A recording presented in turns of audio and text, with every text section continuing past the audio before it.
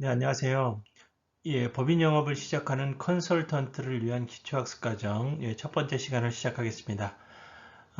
제가 이제 강의를 하면서 컨설턴트 분들을 많이 만나게 되는데, 사실은 이제 현장에서 강의를 하면서 기초적인 부분까지 다 설명을 드리기에는 시간이 너무 촉박해요. 그래서 제가 이제 하고 싶은 그런 얘기들 좀 엑기스 또 기본적인 것만 뽑아서 언제까지가 될지 모르겠어요. 몇 가지가 될지도 모르겠고, 그런 부분들을 좀 축약을 해서 말씀을 드리는 시간을 갖도록 하겠습니다.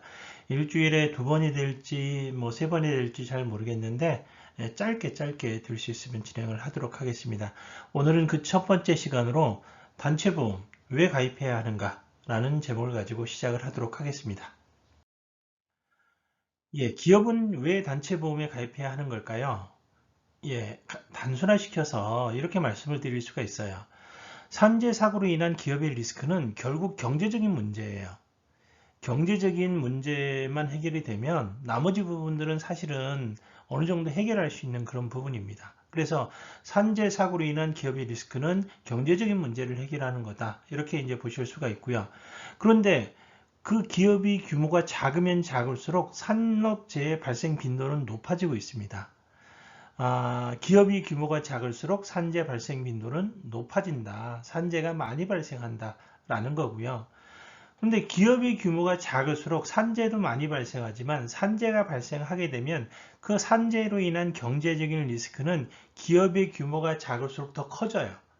그럼 결국은 어떤 문제가 발생하는가 하면 기업의 도산 가능성이 커진다라는 그런 문제가 발생해요. 그래서 결국은 기업의 규모가 작을수록 단체 보험을 활용한 리스크 해지 필요성은 더욱더 커진다라고 볼 수 있어요.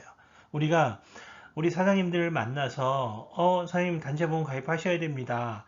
이거는 거의 신앙에 가까운 그런 믿음을 가지고 권유를 드려야 돼요. 그런 게 정말 우리 대표님들 내가 만나는 내 고객들을 롱런하게끔 만들어 드리는 거고 어려울 때 어렵지 않도록 도와드리는 그런 역할이라고 볼 수가 있습니다. 그래서 기업은 왜 단체보험에 가입해야 되는가 이렇게 정리를 하세요. 산재 사고로 인한 기업의 리스크는 결국은 경제적인 문제고 기업의 규모가 작으면 작을수록 산업재해 발생 빈도는 높아지고 기업의 규모가 작으면 작을수록 산재로 인한 경제적인 리스크는 커진다. 그렇기 때문에 기업의 규모가 작을수록 단체 보험을 활용할 리스크 해지 필요성은 더욱더 커진다. 이렇게 정리를 해서 자신감을 가지고 단체 보험 가입하시라 말씀을 드렸으면 좋겠습니다. 그러면 정말일까요? 산재 사고로 인한 기업의 리스크가 정말로 경제적인 부분에 귀결이 되는 걸까요?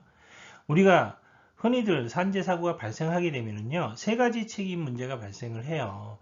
하나가 이제 민사적 책임이고요. 민사상 책임이고, 두 번째가 행정상 책임이고, 세 번째가 이제 좀 심하게 되면 형사상 책임을 지게 됩니다. 민사상 책임은 뭔가 하면요, 민사상 손해배상액과 산재 보상금의 차액에 대한 책임이에요. 민사상 손해배상액은요, 이거는 잘잘못에 대한 책임입니다. 우리가 법률 용어로 얘기하면 과실책임이라고 얘기를 하죠. 과실책임에 대한 책임을 지고 산재보상금 차액은요. 이거는 과실 여부를 묻지 않아요. 과실 여부를 묻지 않는데 내 사업장에서 근로자가 다치게 되면 무조건적으로 보상을 해주는 게 산재보상금 차액이에요. 그러면 산재보상금 가지고 충분한 보상이 다 되면 문제가 없지만 안타깝게도 부족한 부분이 발생해요. 왜? 산재보상금은 완전하고 전부를 보상해주는 원상의 회복적인 어떤 기능을 하는 게 아니고요. 이거는 일부를 보상해주고요. 정액을 보상해주는 그런 역할을 하고 있어요. 그래서 부족한 부분이 생기고 그 부족한 부분 민사상 손해배상액과의 차액에 대해서는 기업이 사업주가 책임을 져야 되는 부분이 발생하게 되는 거죠. 두 번째 책임이 행정상 책임이에요. 행정상 책임은 사고가 났다고 생각을 해보세요. 사고가 나면 뭘 할까요?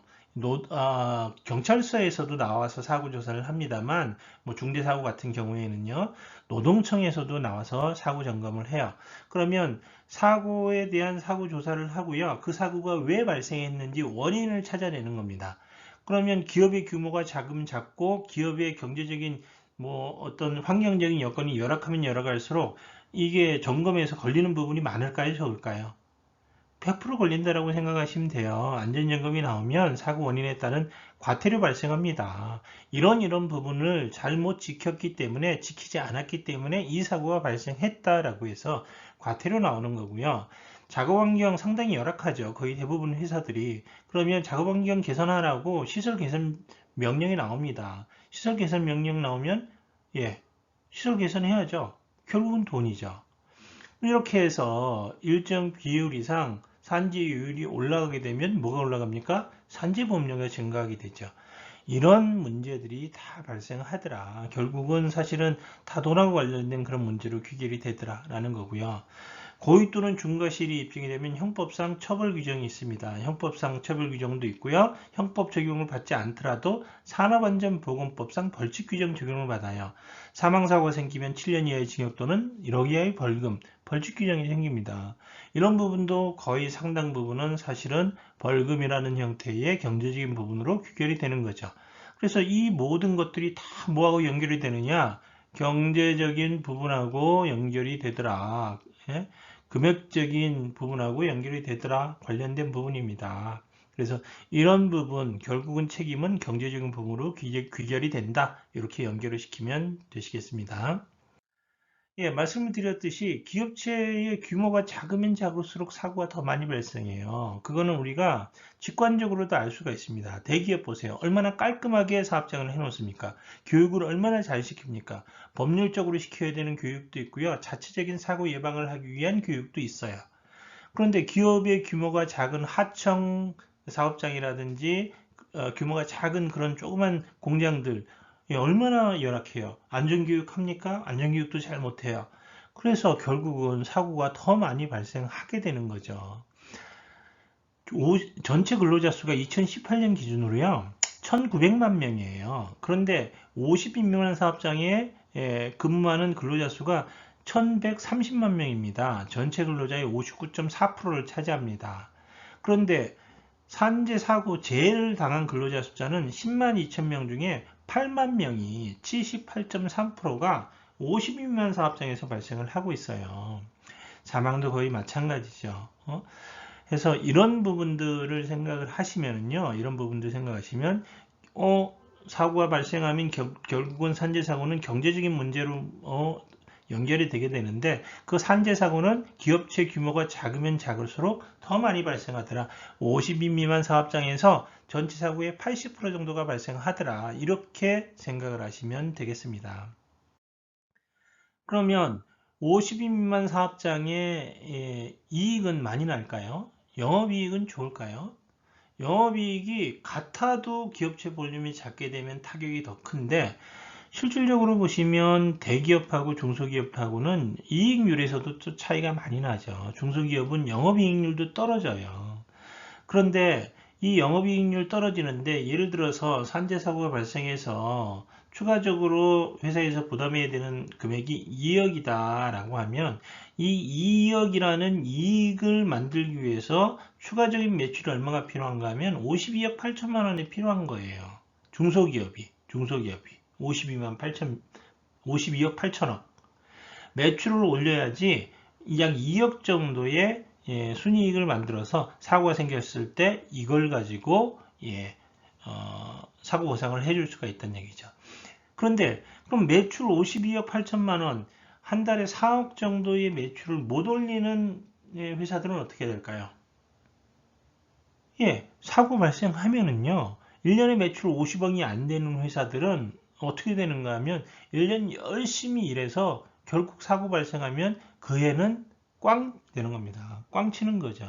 그런 재무적인 리스크가 발생하더라. 이거는 사고로 인해서 인간적이고 인간이 도리를 해야 되는 그런 문제하고는 다른 얘기예요. 제가 다시 말씀드리지만 이거는 결국은 재무적인 문제만 국한을 시켜서 말씀을 드리는 거예요. 그래서 이런 부분에 리스크가 발생하기 때문에 이거 어떻게 해야 됩니까? 해지해야죠, 해지. 리스크가 있으면 당연히 해지를 해줘야 되는 거죠. 그럼 해지할 수 있는 방법이 뭡니까? 해지할 수 있는 방법이 서두에 말씀드렸던 단체보험이라는 거예요. 적은 코스트를 가지고 이런 회사 운영상의 중대한 리스크를 해지하는 건 기업을 운영하시는 대표님 입장에서는 당연한 거고 반드시 하셔야 되는 거다. 이렇게 정리를 하시면 될 것 같습니다. 네, 오늘 첫 시간이었습니다. 10분 정도로 영상을 끊어서 마치려고 노력했는데요. 예, 감사합니다. 다음 영상을 통해서 또 찾아뵙도록 하겠습니다.